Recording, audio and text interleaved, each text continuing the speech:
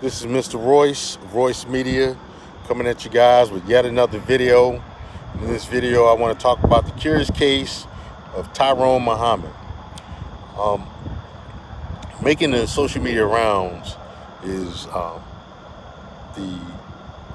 case of Tyrone Muhammad, who is a black man who in Chicago, who he's an ex-con turned activist, black activist, who has made it his mission to protect black women in Chicago in his neighborhood. And the way that he did that is that he heard about, I guess, some situations with the Korean nail store in his neighborhood where black women had allegedly been abused by people in the store. And so I guess he issued some warnings. And then after he felt he had enough, he went down to the store, warned people to get out of the store, and he threw bricks through the windows, smashing several windows. And this resulted in him being arrested by two black female cops.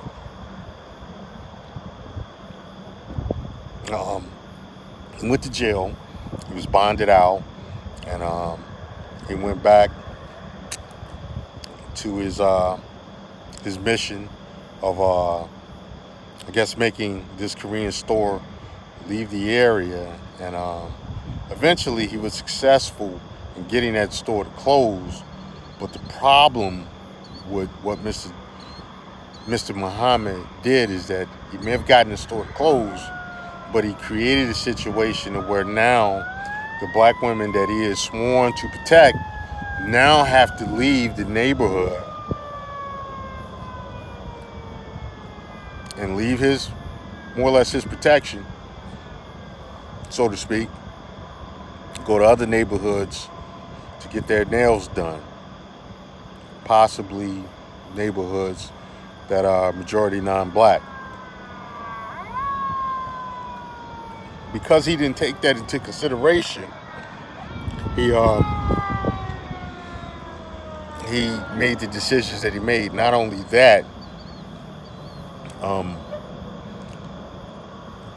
what he also doesn't understand about what he did was that he potentially has put himself in a position where he can be charged with hate crimes.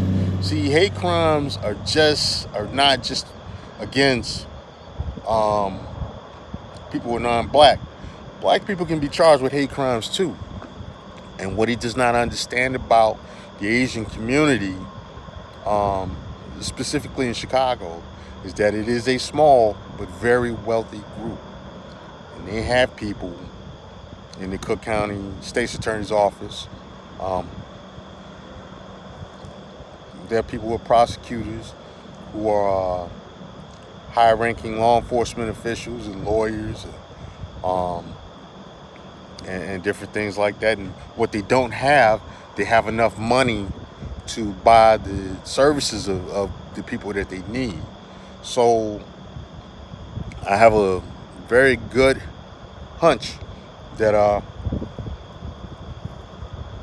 this is not the last of the situation that Mr. Muhammad is likely going to have to deal with.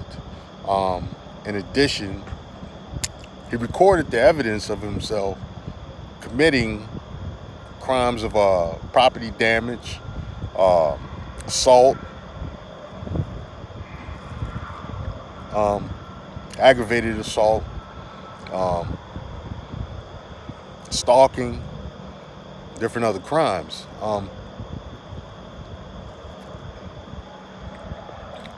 And this is getting close to a time where people are going to start gearing up for certain elections. They may very well make an example out of Mr. Muhammad, much to his disadvantage. So he might not be in a good situation in the long run. And with him throwing those bricks through the window, he can be depicted as being violent and not fit to remain on the street. See, this is what happens.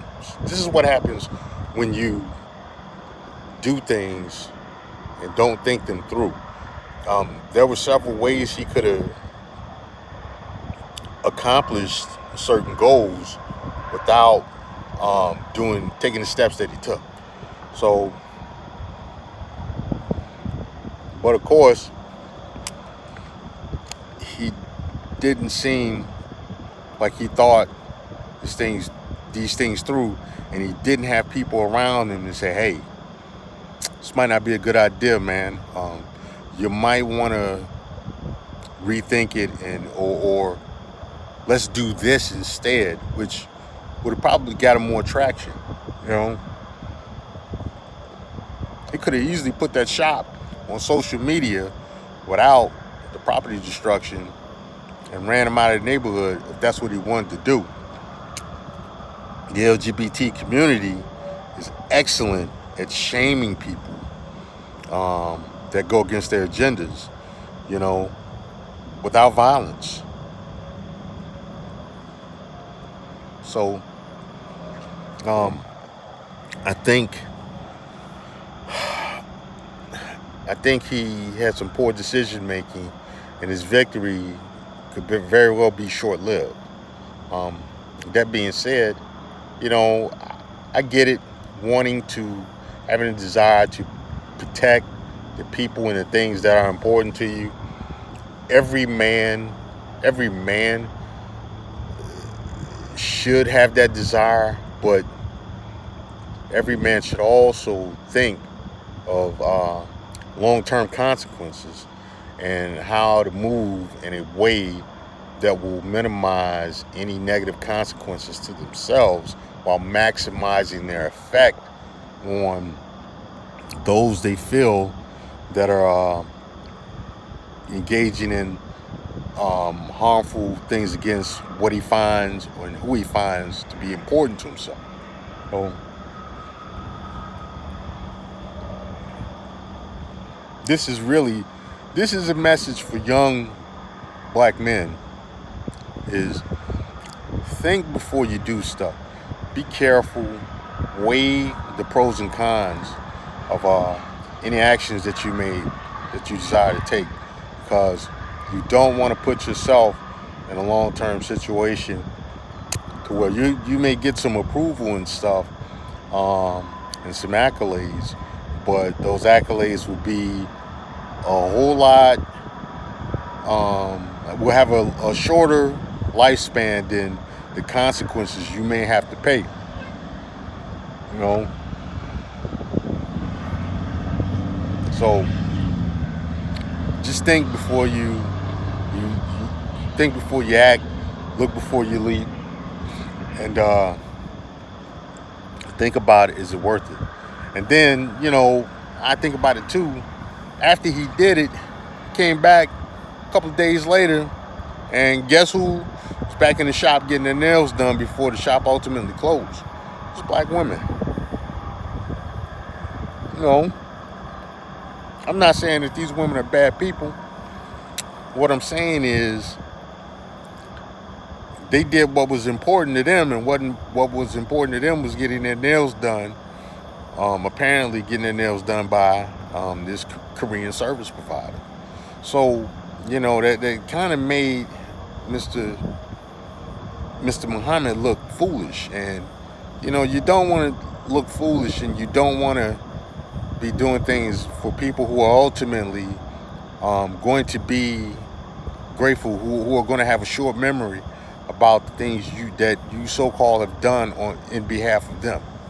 You know, think about that. You know, Mr. Muhammad certainly didn't do that.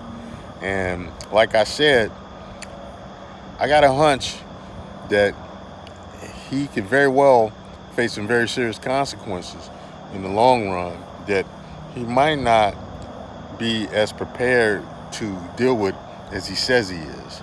So on that note, I'm going to end this video. This is Mr. Royce of Royce Media, and I'm out.